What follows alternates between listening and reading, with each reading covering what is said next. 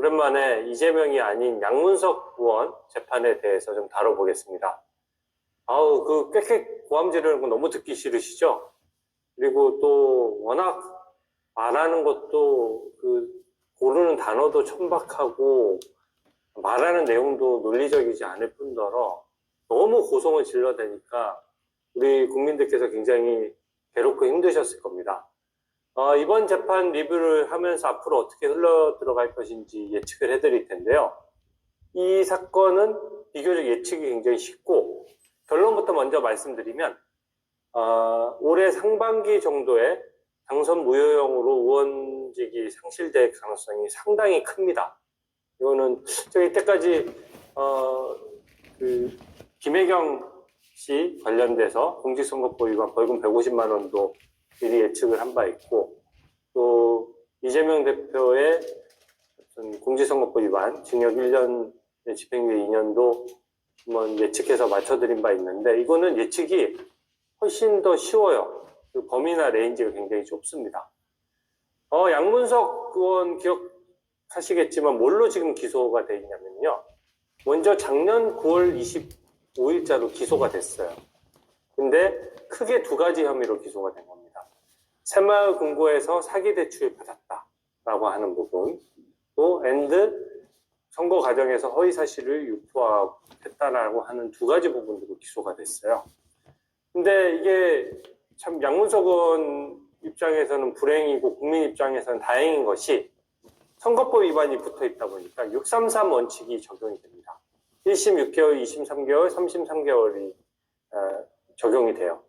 그러다 보니까 지난 금요일이죠. 2월 7일에 1심 재판이 변론이 종결이 됐습니다. 그리고 2월 28일에 선고기일이 잡혔어요. 1심이 작년 9월 25일에 기소됐고 2월 28일에 선고가 되니까 약 5개월 만에 잡힌 것이죠. 6개월을 넘기지 않으려는 어떤 재판부의 원칙적인 재판 진행이 드러나는 부분이죠. 그리고 1심 선고가 나오고 나면 역시 633 원칙이 계속 적용됩니다. 그래서 2심 3개월, 대법원 3개월. 물론 딱 3개월을 채우는 게 아니죠. 쟁점이 적기 때문에 그 3개월, 3개월은 최대 3개월이라는 것이고, 아마 판단에 걸리는 시간은 더 줄어들 겁니다. 그래서 제가 예상하건대는 2월 달에 선고가 되고 나면 적어도 상반기에 대법원 확정까지도 가능하다. 늦더라도 10월 정기국회까지 의원직이 유지되는 상황은 저는 안 생길 것 같습니다. 일단 적어도 이번 정기국회에서는 양문석 의원 얼굴을 안 보게 될 것이다. 이렇게 감히 말씀을 확실하게 드릴 수 있을 것 같고요. 그 이유를 좀 설명드릴게요. 첫 번째, 사기대출 부분은요. 스토리가 양문석 의원이 서초동 쪽에 아파트를 샀어요. 아파트를 샀는데 15억 원 이상 아파트에 대해서는 문재인 정부 때 부동산 값을 막 잡으려고 했는데 계속 뛰었지 않습니까? 그러면서 좀 극단적인 대책을 많이 썼는데 15억 원 이상 아파트는 아예 대출을 은행권에서 못하게 했어요. 그러니까 빚을 땡겨서 이 아파트를 구입을 하면서 그 아파트 구입을 하면서 이자가 비싼 곳에 그것을 대출을 일으킨 겁니다.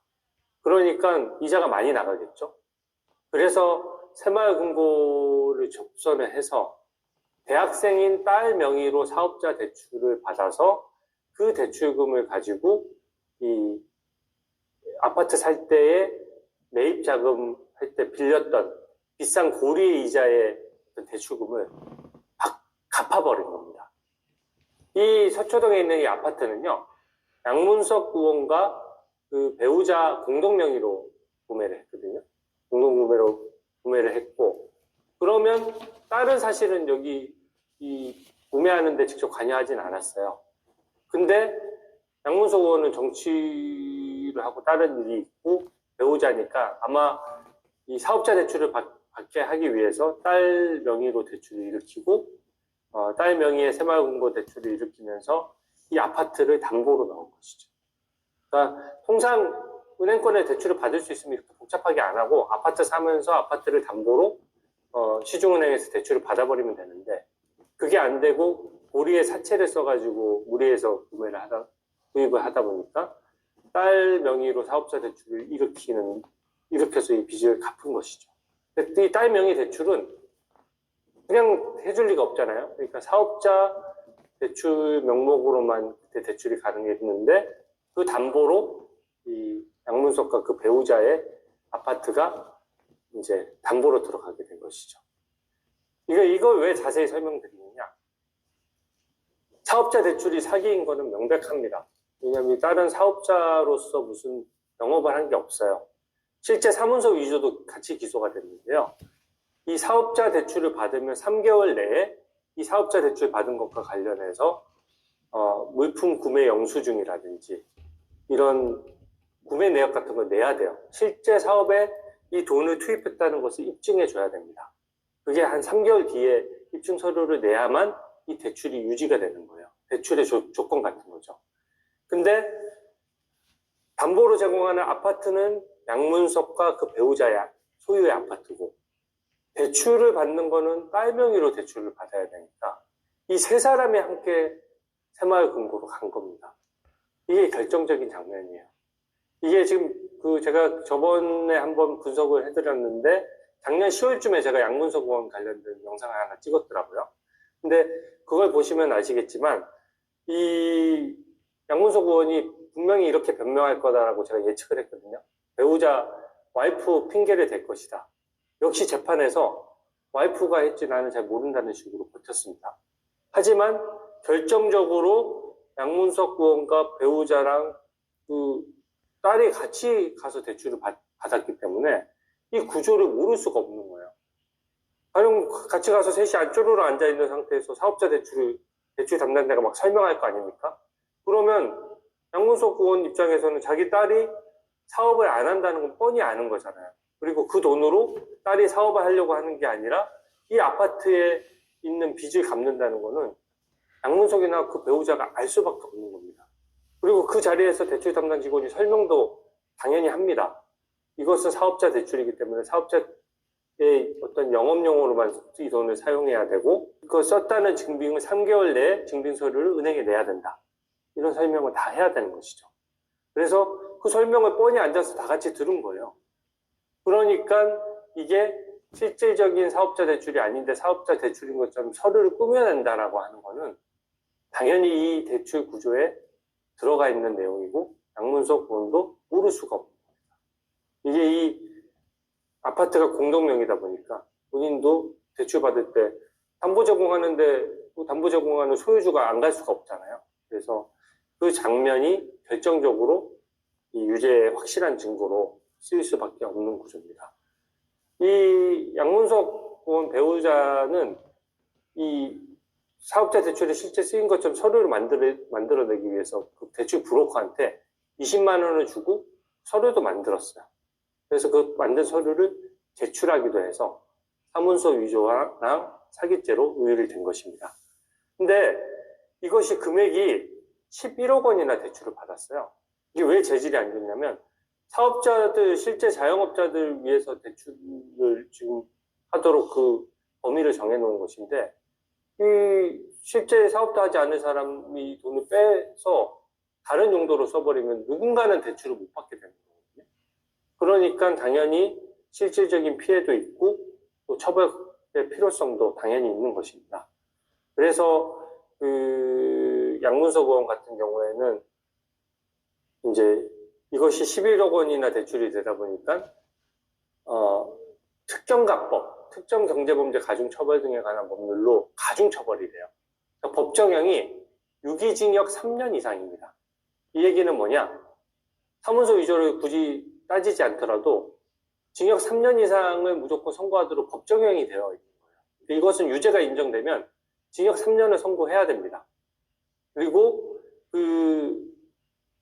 한 번 그 판사의 재량으로 2분의 1까지는 강경할 수가 있거든요. 강경해봤자 징역 1년 6월 이상의 실형을 선고해야 되는 거예요. 집행유예가 물론 붙을 수는 있습니다만 그래도 징역형이 선고가 되는 것이죠. 징역형 이상이 선고되면 무조건 당선 무효가 됩니다. 그러니까 이것은 유죄가 나는 순간 무조건 당선 무효가 되는 거고요. 그러면 선거법 위반은 뭐냐? 선거법 위반은 이 사기대출이 문제가 되니까 이 난리가 났을 거 아닙니까? 그러니까 이제 국민 여론이 너무 안 좋으니까 나는 사기대출인지 몰랐다. 사기대출이 아니다라고 거짓말을 했어요. 그러니까 지금 이재명 대표가 재판받고 있는 거랑 비슷한 구조죠. 백현동 온병 아파트 내가 안 했어? 대장동 비리 김문기 씨 모르고 나는 관여 안 했어? 뭐 이런 식의 얘기를 명확하게 선을 긋는 바람에 그게 허위사실 유포가 된 것이거든요.